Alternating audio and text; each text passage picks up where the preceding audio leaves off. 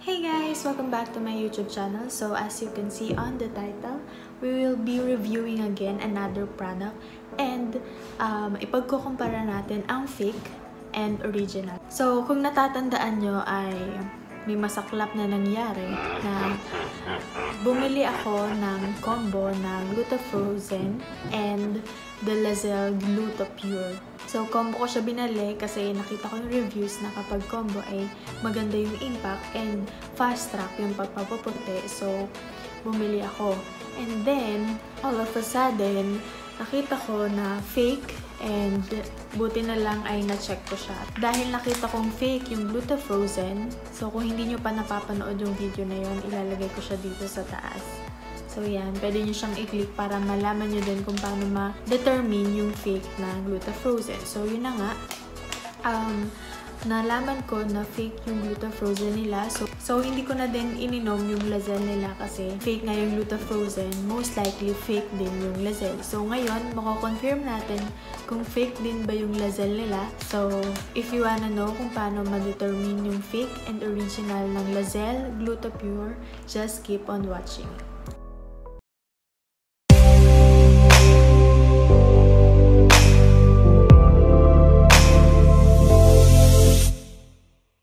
Ngayon ay i-differentiate natin yung fake na Glutapure na Lazel sa original. So, ito yung dalawang products. As you can see, sa packaging pa lang, kitang-kita na natin kung ano yung fake and ano yung original. So, dito sa dalawang to, ang fake ay this one. So, this is the one I bought kasama yung Glutafrozen. Diba combo ko siya binili and fake sila pareha. So, as you can see, sa packaging pa lang, light yung fake and then this one is medyo dark yung pagka-pink niya. So, maganda yung pagka-pink niya. Yun yung number one na titingnan mo between the fake and the original. Pag ganito yung ka-light yung pagka-pink niya, that is fake. And this one is the original. So, yeah. Yan, diba? Hindi siya light. Okay, so that's the number one. And then the second point is titingnan mo yung soft gels nga. So, sa baba. So, this is the soft gels. Ayan, sa baba. Makikita mo. Okay. So, sa fake, kitang-kita mo, white lang, white. So, ano yan? White lang siya. And then, sa original, makikita mo, may pagka-yellow siya. Ayan. Dapat yellow yung soft gel sa baba. That's the second point. And then, the third point ay titingin ka na sa likod. So, yan. Sa likod, mas lalo mong mako-confirm kung ano yung fake and yung original. Okay. Sa likod tayo, sa manufacturing date, okay, dito muna tayo sa fake. Sa manufacturing date ng fake, ayan, ganyan yung itsura niya. Ang manufacturing date nito is 2019 and then 2022. So, as you can see, 3 years siya. And hindi yun ang original. So, ang capsule ay 2 years lang dapat. So, this one is 3 years. Dun pa lang bagsak na siya. So, 3 years siya. And then sa original, as you can see, 2 years lang. 2020 and then 2022. So, that's the third point.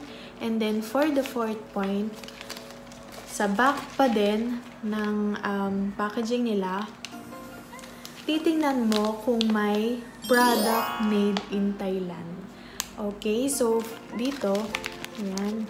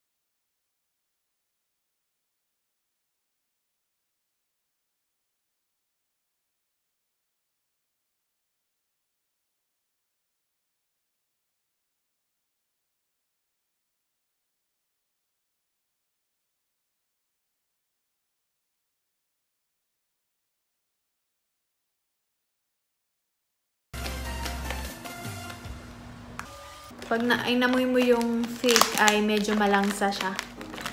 O baka yung kamay ko lang yun kasi kakakain ko lang tilapia. Hindi, amoy malansa talaga ang fake. May malansa siya. Okay, so ilalagay din natin yung 8 point which is sa fake. Oy, dikit-dikit siya. Diba? Dikit-dikit, oh. Hindi siya madaling maghiwa-hiwalay. Which is dun sa original, hiwa-hiwalay siya. Hindi siya nagdidikit-dikit. Hiwa-hiwalay talaga siya. Ganun. So, hindi ko masasabi din kung ano na yung effect niya because first day ko pa lang siya kahapon. Hindi ko masasabi yung effect niya agad. Pero wala siyang side effect. Ang side effect niya nga lang ay makakatulog ka ng maayos. Usually kasi nakakatulog na ako 2 AM. And then, kahapon, nakatulog ako mga 11:30. So, yeah, nakatulong siya sa pagtulog ko. So, ayun guys, yun lang yung masasabi ko sa fake versus original ng Lazel. And sana makatulong ulit sa inyo to. I know, madami na talagang fake na products ngayon and dapat ay sure tayo na legit yung iniinom natin kasi mahirap na ang body mo ang magsasuffer kapag fake product yung nabili natin. So, make sure na bago nyo inumin yung product and kung natatakot kayo or may doubt kayo na baka fake yung product ay mag-search muna kayo or tumingin kayo ng mga reviews kasi napakahalaga na. Okay guys, so yun lang yung masasabi ko sa Lazel Gluta-Pure Fake versus Original. So hindi natin sure kung kailan matatapos tong ECQ na to, but one thing is for sure, just pray and sana ipagdasal natin lahat na matapos na ito para wala nang mawalan ng trabaho and maging normal na ulit ang ating mga buhay. So yun lang guys, have a nice day and keep safe. Like, share, and subscribe!